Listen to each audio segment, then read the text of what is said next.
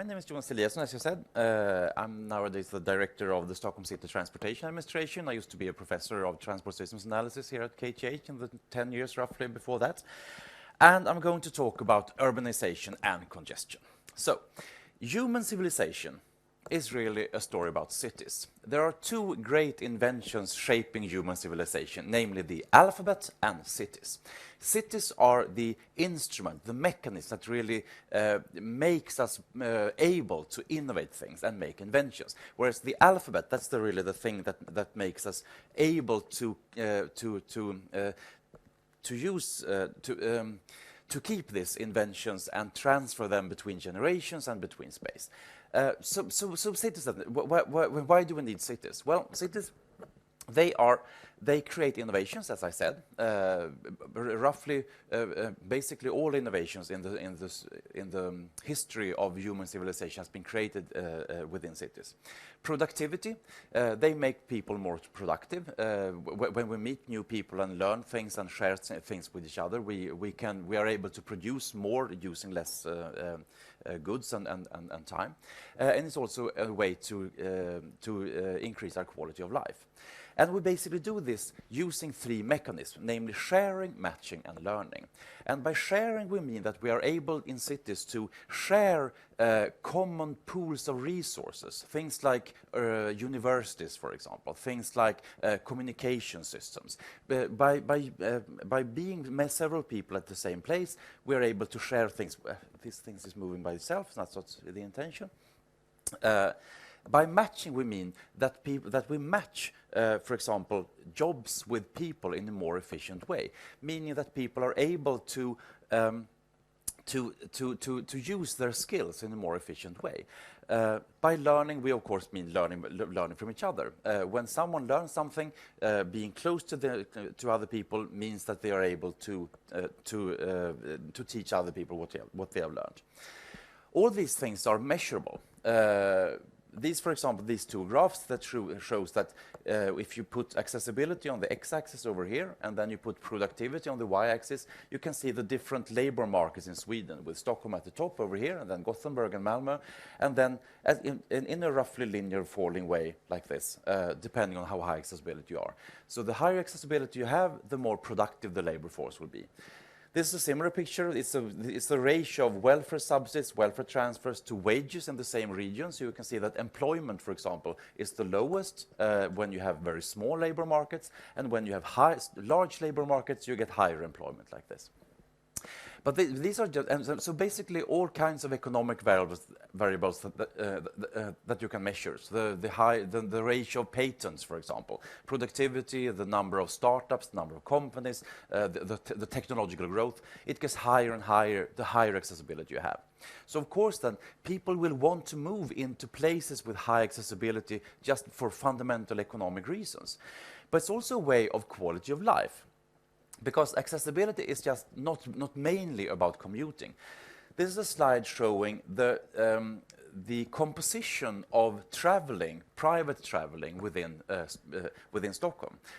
When people talk about traveling, I think that they are under the impression that most travel is actually commuting, whereas commuting makes up for something around 25 or maybe 30% of the total traveling. There is actually leisure, a small sliver of education, a bit of business traveling as well. So if you go out and look into the Stockholm transport system, more than half of it is actually leisure, meaning things like shopping, service, visiting friends, visiting other people. And of course, this kind of accessibility is also one of the attractive forces making people wanting to be in accessible places.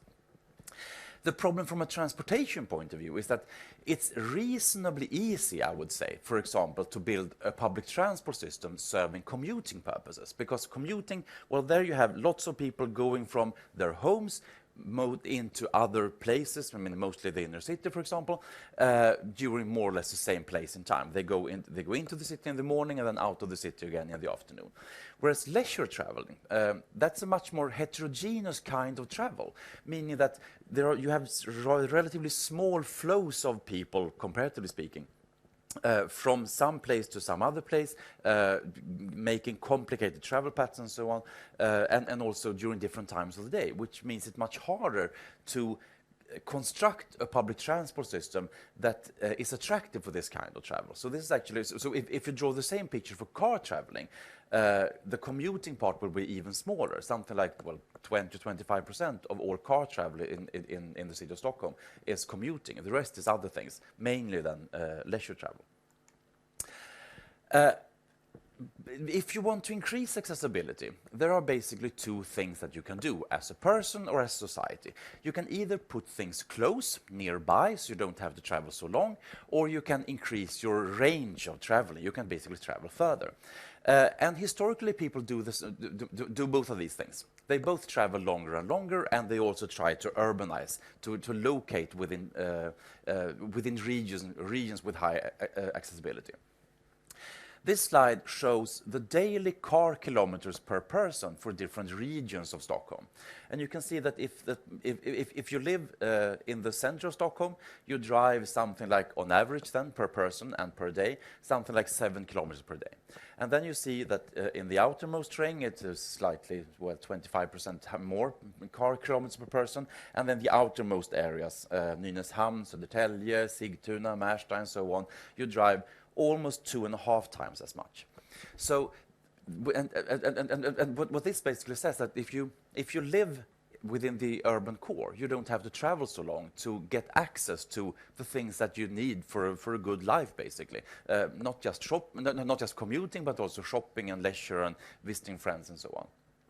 But this also means that if we want to reduce car kilometers as a whole, it's really important to allow people or to enable people to live in those areas where you don't have to drive so much. And luckily, it turns out that people, well, or not everyone, but at least quite a large share of the population, they will do this voluntarily. I mean, just look at the housing prices. You don't have to force people to live within the core of the inner city of Stockholm, for example. People will do this voluntarily. But it's also then good for both economics and it's good for the environment. So what the city of Stockholm tries to do is actually to, well, basically enable people to do what many of them want to do, namely live within the most accessible part of the region. From a transportation point of view, what really constitutes a problem is the well, I should save that for later. Well, as I said, you can get high accessibility either by traveling close or by traveling far. If you look at the historical trend, this is actually French data, but this basically looks the same all over the world. You can see that the daily kilometers by almost per person has increased for several hundred years. Sometimes people live under the impression that this explosion in kilometers per person has occurred just since the arrival of the car in the 1950s or 1960s. But this shows that the growth in travel, personal travel, has gone on for a very long time. And this, of course, then, it coincides with the increasing specialization of the whole modern society. Before the 1800s something, many people, or most of the population, were basically farmers. They had low specialized jobs, meaning that they didn't have to travel so long. But once you have this in specialization where you get an increasing reward, both an economic reward and a reward in terms of quality of life, it suddenly paid off, basically, to travel longer. This diagram shows daily kilometers in a logarithmic scale, meaning that for every step you move up in the y direction here, you increase daily kilometers by 10-fold. So that means that if you compare today's situation with the beginning of the 1800s, we have increased daily kilometers per person by, let's see, 10, 100, 1,000, almost by 5,000 factor. So we each travel per person something like 5,000 times as much than we did 200 years ago. And as you can see, the modes of travel has shifted over time. I mean, from horses, you travel so much by horses nowadays. Railways was a dominating mode for a long, long time. It's still a very large mode, but not as much as it was. And then came bus and cars, and then air travel, and then high-speed rail over here. So this is one of the trends. But the other trend of that drives this this increase in accessibility is trying to have things closer. This is the Swedish population in cities and in rural areas between 1800 and 2015. And you can see that in absolute numbers, the rural population is, well, it's about the same actually nowadays as it was in the 1800s. So when people talk about the decreasing population in the rural areas, it's not really that the rural population is decreasing in absolute terms. It has decreased since the early 20th century, but it's still a sizable population in terms of absolute numbers. What happens is that the increase in population is primarily taking place in cities. And as I said, this is driven both by economic terms. You get a higher probability of having a job. If you are skilled and specialized in something, your economic reward for being in a high accessibility region will be much higher if you are in a city than if you are in a rural area. And also a quality of life. You get a higher access of all kinds of opportunities if you have high accessibility. Now, in Swedish development, what happened for a couple of decades between, well, mid-1960s at least into the 21st century. What happened was that the main increase in accessibility took place by people traveling longer rather than urbanization. What happened was that, what this diagram shows is the growth in functional labor markets, mainly showing how far you would commute, grouped by three types of increases in accessibility. The blue part here is people commuting longer. The purple part is increase in population in the peripheral region of the three main urban regions in Stockholm, whereas the yellow part here is the increase in the core. In Stockholm, that would be the inner city, basically the city of Stockholm, plus Solna, plus Sundbyberg, plus some other part of the core of the region. And you can see that this tiny, tiny yellow sliver is almost not visible here. And the same is true for Gothenburg and for Malmö. So what the growth in functional labor markets for these 35 years or almost 40 years mainly took place by enabling or encouraging or perhaps even forcing people to commute longer and longer rather than allowing them or enabling them or perhaps even encouraging them to live within the urban cores. And of course, this is one of the main reasons for the very high housing prices that you see in these urban cores nowadays.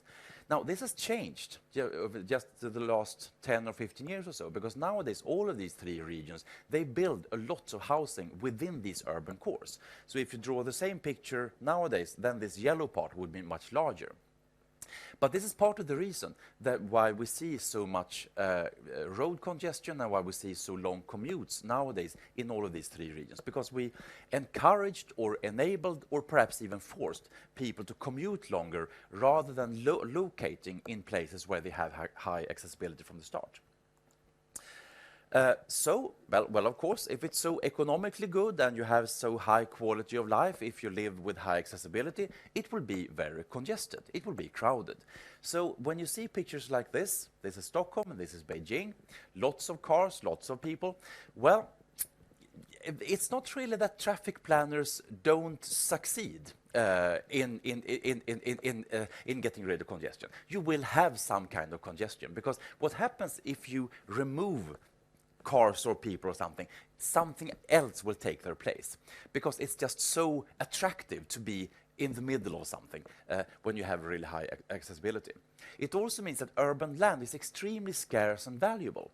And the way to cope with this is basically to provide space-efficient accessibility, to provide a transport system that creates a lot of accessibility by spending as little space as you can do. So of course then a transport system built on cars, something like Beijing like this, for example, will not be a space-efficient accessibility providing urban transportation system. So what do we do then? Well, there are basically 4 building blocks, and they look like this. Not surprising, I would say, if you have heard anything about urban transport planning before, but this is what it looks like. You need attractive public transport. which needs to be reasonably cheap, reasonably fast, reasonably punctual, reasonably comfortable, reasonably easy to use, and so on. And the way that the reason that I say reasonably all the time is that you can't have it all.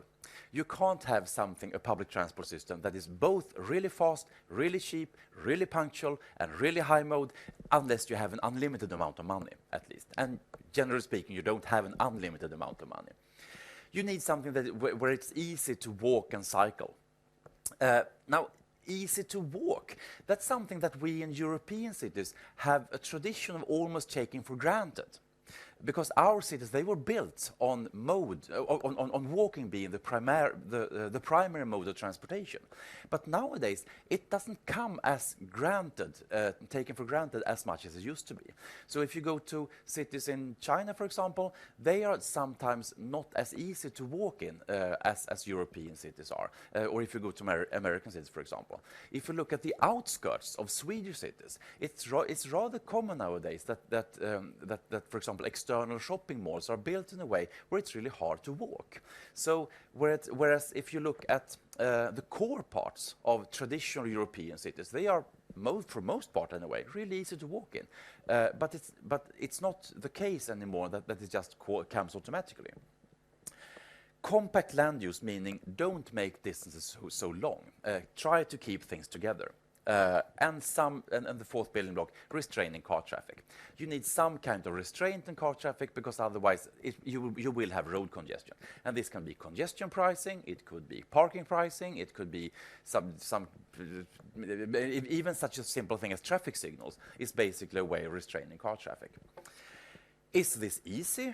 Well, it's not so hard in a way. I mean, everyone learns this if you become a transport planner. So what are then the main challenges? Well, if I would pick one main challenge for all of these building blocks, because it sounds so easy when I say it, I would say that the main challenge for attractive public transport is making it cost efficient. Because as I said, it's easy to say, cheap, punctual, fast, reliable, high frequency. But if you don't have an unlimited amount of money, how do you do this in a cost efficient manner? That's perhaps the main challenge for good urban public transport. When it comes to walking and cycling, well, you also want nice green space and nice street space. But there is an inherent conflict between having, parks and wide streets and lots of space everywhere, and making sure that it's also easy to walk everywhere. It's nice to walk in parks, but it's sort of inevitable that if you place a park somewhere, that will mean that it's slightly longer, everything else equal, to get from point A to point B. Unless you want to go to the park, of course, but otherwise. Compact land use. Well, one of the main challenge here, or the main challenge, I would say, is probably the incentives of the peripheral regions of an urban region, because they have the incentive of trying to attract housing and employment to them, which means that you somehow get this tendency to urban sprawl, meaning that the urban region gets less and less dense. And then finally, restraining car traffic. It used to be the case that the main challenge of trying to put restraints on car traffic was the public acceptability. It's still the case. If you increase congestion pricing or you increase parking pricing, people won't say hooray and love you. But nowadays, public acceptability for these kind of measures is much, much higher than it used to be, especially in large urban regions such as Stockholm. The public support for keeping congestion pricing, for example, is somewhere between something along 70% of the population in Stockholm. And it used to be something like 20%, so it's really undergone a main change. One of the main challenges nowadays is striking the right balance. Because even if we need to put some kind of restraint on car traffic, or at least road traffic, also brings benefits because it also provides accessibility. So putting the right balance between some kind of restraint, whereas making the rest of the car traffic be as efficient as possible is really a main challenge. So, is this hard then? Well, as I said, it's hard in a way. I'll skip this couple of part of things. But one of the nice things with this sort of public policy dilemma is that it's not so hard. Because what happens is that for once, these three things, economic efficiency and environmental efficiency, they actually coincide with what constitutes an attractive city. As I said earlier, you don't have to force people to live inside the core of Stockholm. You can basically, what we do is basically try to enable them and allow them to live like this. And this kind of environment will also be the kind of environment that is also both environmentally and economically efficient. Thanks.